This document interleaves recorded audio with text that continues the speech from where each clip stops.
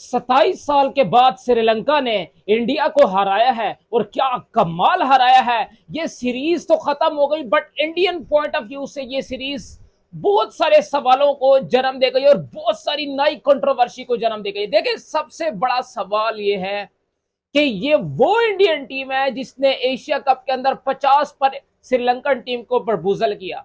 ये वो Indian team है जिसने 55 रन के ऊपर आउट किया श्रीलंकन टीम को वर्ल्ड कप में। लेकिन उसको ऐसा क्या हो गया कि जब वो इंडिया श्रीलंका जाती है तो वो अपने घुटने टेक देती है। ये वही टीम है जब इसके साथ राहुल द्रविड़ थे तो ये क्या कमाल खेला करती थी। लेकिन जैसे ही राहुल द्रविड़ ने इस टीम को छोड़ा, उस टीम को शायद नजर लग गई है, क्योंकि ये वो इंडियन टीम है जो काफी अरसा ओडीआई में राज करती रही है। अनबिटेबल टीम थी वर्ल्ड कप 2023 में, सबसे फेवरेट टीम थी। लेकिन एक मैच से वो वर्ल्ड कप रह गया उनसे।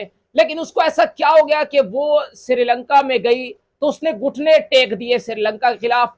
एक ओडीआई मैच तक श्रीलंका के खिलाफ इंडिया न जीत पाया। ये अपने आप में एक सबसे बड़ा सवाल है कि 27 साल के बाद ये हिस्ट्री, ये एक तरीके से एक हिस्ट्री थी और उसको खत्म किया श्रीलंका।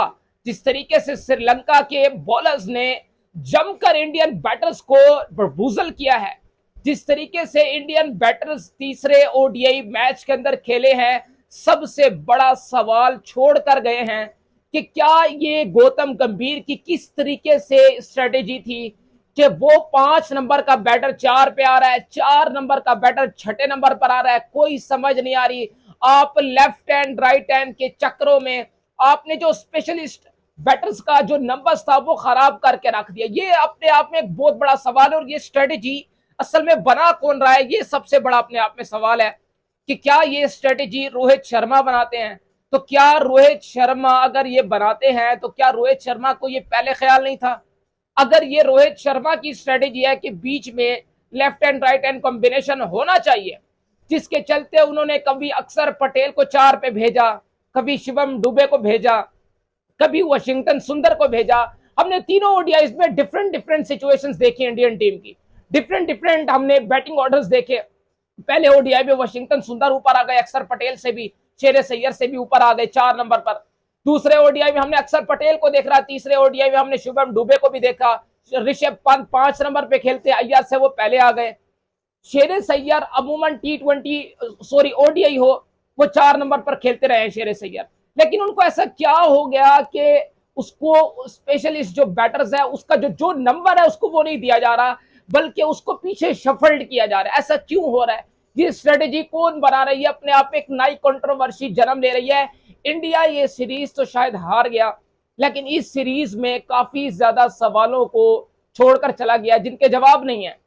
अगर ये रोहित शर्मा बनाते हैं तो क्या रोहित शर्मा 2023 के वर्ल्ड कप उठाकर देख लें, 4 नंबर पर अय्यर आया करते थे, पूरे वर्ल्ड कप में आया करते थे, वहां तो कोई लेफ्ट हैंड राइट हैंड का चक्कर नहीं था। क्या 5 नंबर पर जिस तरीके से राहुल आया करते थे वहां तो कोई लेफ्ट हैंड राइट हैंड का चक्कर नहीं था, क्योंकि वो स्पेशलिस्ट जो बैटर्स स्पेशलिस्ट नंबर्स थे उनको वो डिस्टर्ब नहीं कर रहे थे, इसलिए उनको सक्सेस मिल रही थी। और दूसरी सबसे बड़ी चीज, विराट कोहली का डिसमिसल सबसे बड़ा क्वेश्चन मार्क छोड़कर जा रहा है कि क्या आया विराट कोहली वेल के तीनों मैचेस के अंदर विराट कोहली जैसा बल्लेबाज तीनों मैचेस में एलबीडब्ल्यू हो जाए, क्या ये लैक ऑफ प्रैक्टिस है? इनके सीनियर प्लेयर्स क्या ओवर कॉन्फिडेंस का शिकार हैं? ये अपने आप में बहुत बड़ा सवाल है। ये सीरीज मैंने आपको बताया जिस तरीके से कि ये सीरीज खत्म हो चुकी है, श्रीलंका ने, वली लागे ने जिस तरीके से बॉलिंग की है, डिस्ट्रॉय पूरी की पूरी इंडियन टीम को करके रख दिया। तीसरे ओडीआई में 248 का पीछा कर रही टीम इंडिया 138 पर बुक हो गई। शेर सैयद को उनकी फिरकी की समझ नहीं आ रही थी, विराट कोहली को समझ नहीं आ रही थी, रोहित शर्मा, 3 टॉप ऑर्डर बल्लेबाजों को वली लागे की स्पिन ट्रैक समझ नहीं आ रही थी, उनकी फिरकी की समझ नहीं आ रही थी। और दूसरा सबसे बड़ा सवाल कि क्या इन सीनियर प्लेयर्स, क्या ये ओवर कॉन्फिडेंस का शिकार रहे इस सीरीज के अंदर? तो ये सीरीज टीम इंडिया हार गया। फिर उसके बाद सबसे बड़ा सवाल यह है कि क्या ये गौतम गंभीर ने ये स्ट्रेटेजी बनाई थी कि लेफ्ट हैंड राइट हैंड के चक्करों में आप लोग स्पेशलिस्ट बैटर्स का जो नंबर है वो डिस्टर्ब कर रहे इस पूरी सीरीज के अंदर? ये बहुत बड़े बड़े सवाल हैं जिनके शायद आप लोगों ने, फैंस ने जवाब देने तो क्या इस सीरीज से टीम इंडिया ने क्या पाया, क्योंकि हमने देखा कि इंडिया का जो फार्मूला इंडिया आजमाया करता था दूसरी टीम्स के खिलाफ, श्रीलंका ने उन्हीं का फार्मूला उनके ऊपर मारा है। कैसे मारा है मैं आपको बताता हूं। इंडिया जब भी अपनी टीम्स बुलाता है, बड़ी टीम्स को होस्ट करता है, इंग्लैंड हो गया, ऑस्ट्रेलिया हो गया, न्यूजीलैंड हो गया, वो स्पिन ट्रैक बनाकर फंसा देते हैं।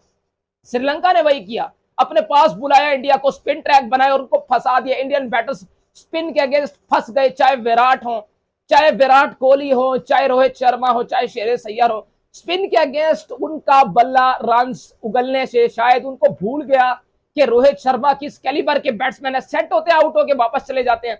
दूसरे ओडीआई में इनकी बैटिंग देख लें आप लोग कि दूसरे ओडीआई में सेट थे, लेकिन खराब शॉट मारकर वो आउट होके वापस चले गए हैं।